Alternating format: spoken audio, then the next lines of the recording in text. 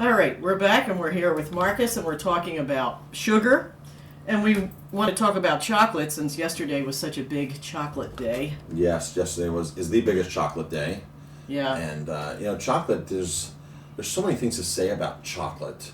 I hope I don't forget anything because there's just I can go on and on You about probably chocolate. could write a book on it, Marcus. Yes, I'm I've sure read there are many books on it, chocolate. Actually. Yeah. And it's an amazing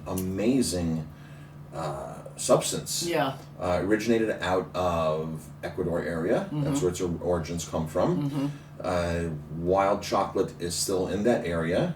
Okay. Although the chocolate we all eat is pretty much not wild, it's hybridized It chocolate. is. But the history of chocolate goes back, I mean, as far as I know, and through Mexico and through Central and South America, the only place in America that you can grow chocolate besides Hawaii is the Keys. Florida Keys will grow chocolate, the southern part there. Chocolate needs, of course, a very warm climate. Chocolate is indeed a fruit. It is. Many people don't know that. I thought it was a nut. It's a fruit. It's a fruit, It's a okay. fruit. And it grows on the trunk of the tree. Really? So it doesn't grow from the branches. Cool. It comes off of the trunk of the Wow. tree. Wow. Original wild chocolate is a very tall tree. The hybridized ones now are short trees, so they can be easier for harvesting. Back into the Mayan community and everything, you would pay for things in chocolate. Chocolate was a currency. It's like salt in ancient Rome. It's like salt, Yes, exactly. Yes. Wow. And it was a currency. It was very revered, highly prized.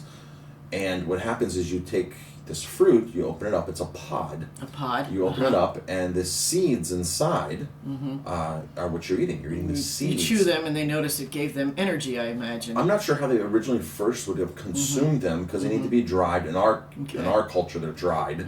They're dried and then processed. Sometimes very highly processed. But the chocolate itself, or the bean inside, was originally called cacao. Cacao. CACAO. The Brits could not pronounce that, so it was easily transferred to chocolate. Okay. Or Cocoa, exactly.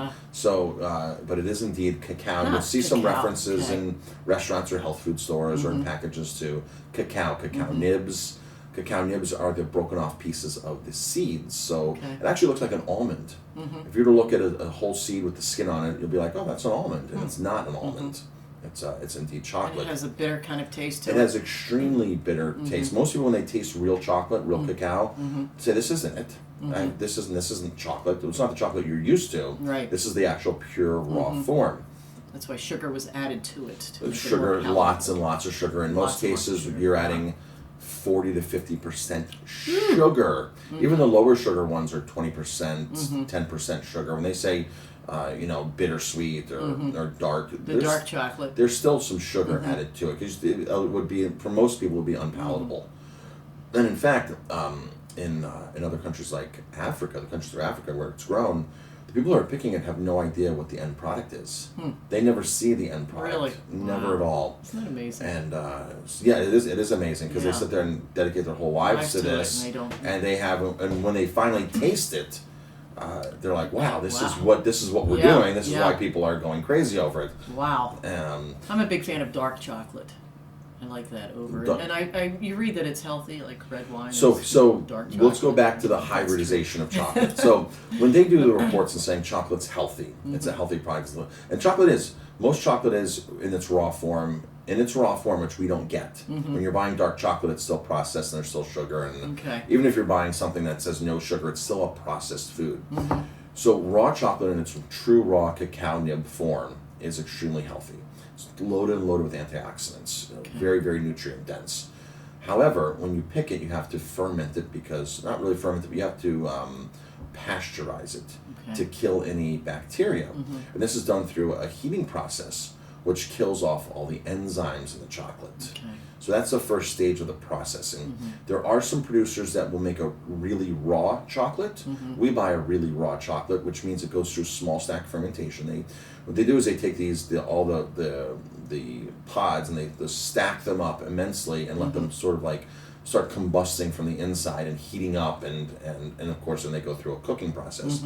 We buy a small stack fermentation, which these things are 2 feet high.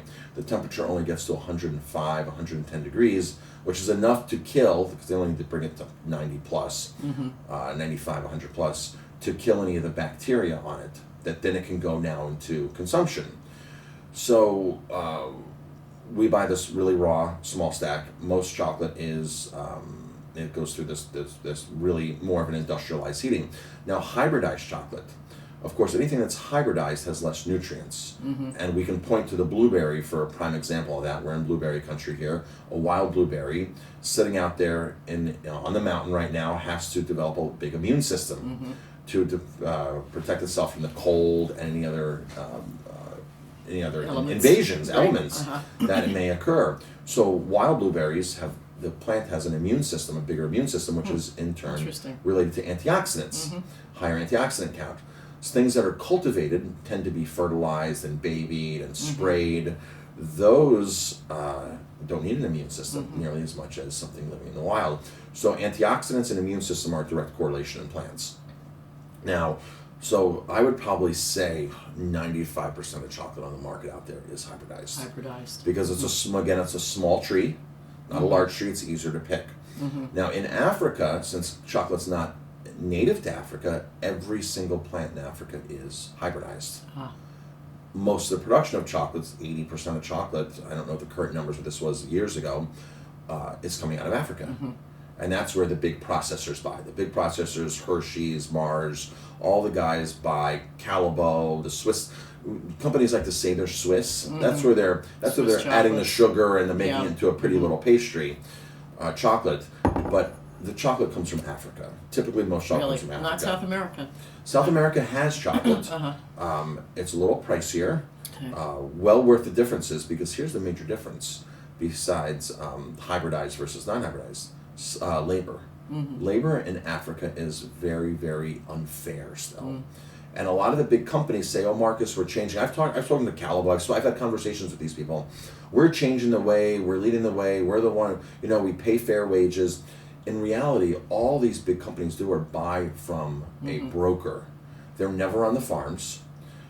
They're never, ever, ever on the chocolate farms themselves. The chocolate farms are the ones that lure the 9-year-old boys away, give them a machete, terrible. And they never go to school, and they spend their whole lives chopping chocolate in the field. And these companies, if you go on their websites, they'll say, oh, we're building schools. Well, in the bigger cities, they're doing this. But on the countryside where the plantations are is still very, very... We live in such a protected world here, don't we? We do. Really do. And chocolate's not the only thing that's involved in unfair or slave labor as far as food. There's a lot of things. Coffee, seafood coming out of Asia, especially Thailand, sugar coming out of the Dominican Republic, which most of our sugar in America comes from the Dominican Republic. And it's all made by Haitian migrants who will crossing the border into the Dominican Republic that are then basically indentured for their whole lives. Once you get on these plantations, you're there. There's no recourse for you. In fact, a lot of the problem with unfair labor, very, very unfair labor, downright slave labor in a lot of these are migrant workers that go into other countries. And in their own country, they're afraid to go to the police for things. So they come to America and they do tomatoes in Florida, and they think that that the police are not going to help them. So they feel like, well, I'm here. This is it, and this is my life now, and I'm living in a trailer with 12 other guys, and the trailer might be like a cargo trailer, not like not even like a real trailer. So Count your blessings, folks. So chocolate's not the only thing that's wrapped up with this. So course. when you go to the store and you vote with your wallet and you're buying something that costs more money, there's typically a reason why it does cost more money. That's right. So in Africa, they get these 9-year-old boys, they put them to work, they work, that's basically their lives. Now in the bigger cities where the processors are, because the person the person growing the chocolate is not the one processing it. Basically, he turns it over to a co-op, or in some countries they turn it over to the government. The government is the agent now for the chocolate. And these go to the bigger cities where the processing plants are to now process this into chocolate powder or into whatever it's going into. Now there, the companies like Hershey will own a processing factory where they're just buying chocolate on the open market. And there Hershey might be making a difference, or Calabo, or one of these companies that claim, or we're building schools and we're keeping people out of we're keeping boys in schools and not in work. Well, yeah, the factories don't have that in some places. Some places still do. So when they reference, that's what they're talking about. So who's monitoring how many dead insects are falling into these vats while they're processing, or rats? You know what I'm saying? You know, I'm sure, there's an expected amount of everything in everything. Yeah. Because it's food processing. Right. So they have ways of sanitizing food, like chickens. Most chickens are sprayed with chlorine baths, whether they're sprayed or soaked, even if it's organic. Because it's just the food industry is loaded with. It's just what happens. That's what happens when you take massive production and put it out to the masses. And then we eat it. So that's why things are pasteurized and sterilized and supposedly. Let me ask you one related question, but a little off. White chocolate. It's not really chocolate, is it? No. It's made from something totally different. Is that correct? Yeah, it's not something that don't think you're eating some kind of albino rare strain of chocolate. It's just sugar with a little flavorings and there might be cacao. Looks pretty. There might be cacao or chocolate butter in it because cacao butter can become white. Now, I buy cacao butter that's brown because it's unbleached or it's unfiltered. So they do extract cacao butter and then they make it into a bar and or dip strawberries in it and right. So it's not really chocolate. A white chocolate bean. Yeah. So back to labor now. In South America, labor tends to be a bit fairer. In South America? In South America. Good to know. They have better labor regulations. Okay. It's a bit fairer. It might not be the ideal situation, but it's fairer than Africa. So anytime you get a chocolate from South America, it's going to cost a premium price. Now, some of the chocolate producers out there have gotten smart and said, well, we're going to start making single estate chocolate because they see it done with wine. They see it done with other things. So we're going to start making chocolate that comes from a single estate, a single origin, and even a varietal of chocolate, because there's several different varietals of chocolates you can grow. We're going to do a single varietal, and these things are charging a better price. The more information that you can get about any of your food, in this case chocolate, the more traceable it is.